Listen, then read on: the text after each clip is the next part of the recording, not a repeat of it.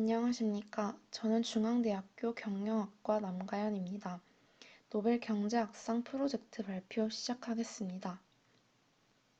저는 오늘 1971년 노벨 경제학상 수상자인 사이먼 쿠즈네츠에 대해서 알아보도록 하겠습니다. 사이먼 쿠즈네츠는 1901년 4월 30일 우크라이나 하리코프에서 태어났습니다. 그는 1922년 20대 때 미국으로 건너가 컬럼비아 대학교에서 경제학을 공부했습니다. 이후 미국 경제연구소 연구원과 하버드 대학교 교수를 지내면서 200여 편의 논문과 저서를 남기는 등 방대한 연구 실적의 행보를 이어갔습니다. 쿠즈네츠는 워낙 방대한 양의 논문이 많아 그의 논문을 모두 읽은 학자는 쿠즈네츠밖에 없다는 얘기까지 나왔을 정도라고 합니다. 그는 경제발전과 관련한 다양한 이론들을 펼쳤고 당대 국민소득 통계에 대한 아이디어를 제시했습니다. 오늘은 쿠즈네츠의 다양한 업적 중 GDP 개념 도입과 쿠즈네츠 곡선의 발명 두 가지를 집중적으로 알아보겠습니다. 1929년 미국에서 대공황이 시작되자 미국 정부는 전례 없는 정책들을 부랴부랴 도입하려 했습니다. 그런데 당시 미국 대통령이었던 프랭클린 루즈벨트는 당시 얻을 수 있었던 통계만으로는 미국 경제 전반적인 상황을 판단하기가 어렵다고 판단했습니다. 대공황의 경제적 손실을 정확히 알 수 없으니 정부가 어느 정도 돈을 써서 대공황을 해결할 것인지 판단하기가 난감한 상황이었죠. 1932년 미국 상무부는 상원의 요청으로 국민소득 측정 방법 개발에 착수했지만 내부에서는 이러한 업무를 맡을 사람을 찾아내지 못했습니다. 그러던 와중 상무부가 적임자로 선택한 외부 인사가 바로 쿠즈네츠였죠. 그의 지도교수였던 경제학자 미첼의 권유로 국민소득 추계 의뢰를 받았고 그는 1년의 연구를 통해 국민소득을 개념화하고 국민소득 구성 요소들의 측정 방법을 제시했고 국내 총생산, GDP 개념을 처음으로 정립하고 지표화하였습니다. 이를 통해 미국 정부는 대공황을 극복할 수 있었고 이후 GNP를 공식으로 측정할 수 있게 되었죠. GDP는 한 나라에서 일정 기간 동안 새롭게 생산한 재화와 서비스의 시장 가치를 모두 합한 것을 말합니다. 여기서 시장 가치를 모두 합한다는 의미는 생산량 곱하기 시장 가격을 적용하여 GDP를 산출한다는 것입니다. GDP는 한 국가의 경제 규모와 부의 창출 정도를 가계와 기업, 그리고 정부와 대외 부분을 통해 비교적 객관적으로 수치화한 최초의 시도였다는 점에서 의의를 갖습니다.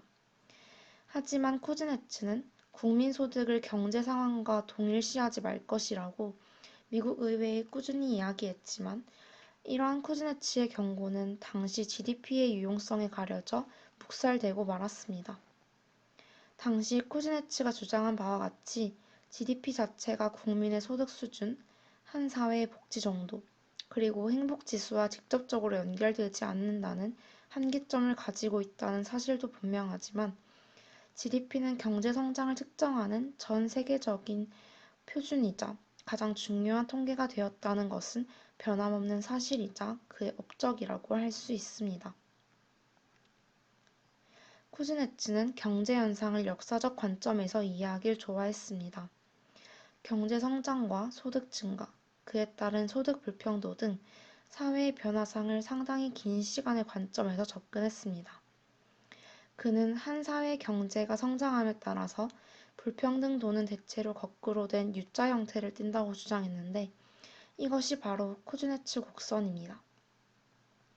경제성장 초기에는 어느 나라나 소득 격차가 늘어나는데 그러다가 일정 수준을 넘어 경제가 성장하면 점차 소득 불평등이 개선된다는 것입니다.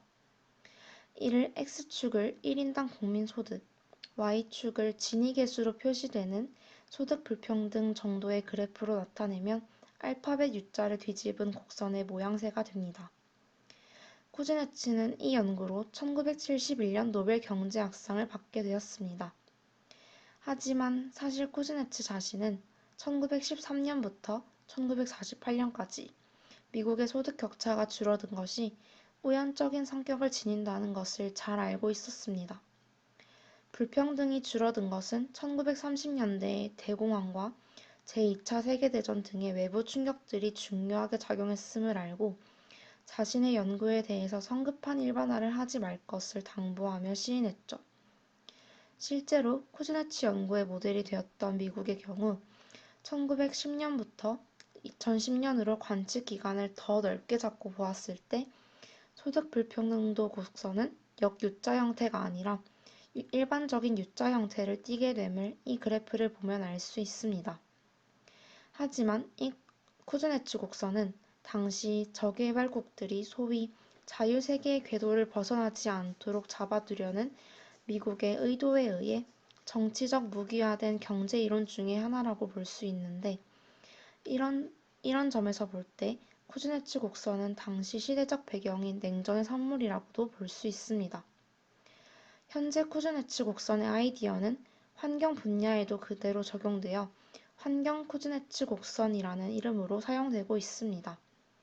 환경 쿠즈네츠 곡선은 경제 성장과 환경 오염의 관계 역시 역U자 형태를 띠며 경제 성장 초기에는 환경 오염이 심해지다가 경제 발전이 일정 수준을 넘어서면 그때부터는 환경 오염에 대해 관심을 가지고 오염이 줄어들면서 환경 오염이 줄어든다는 것을 말합니다. 이렇듯 쿠즈네츠는 당시 자신의 이론에 대한 주의점을 시사했지만 시대적 배경에 의해 그의 말은 무시된 채 현재까지 많은 비판을 받고 있기도 한 경제학자입니다. 하지만 그가 제시한 GDP 개념과 쿠즈네츠 곡선은 그가 노벨 경제학상을 받기에 충분했으며 경제학의 발전에 기여한 바가 크다고 저는 생각합니다. 이상 발표를 마치겠습니다. 감사합니다.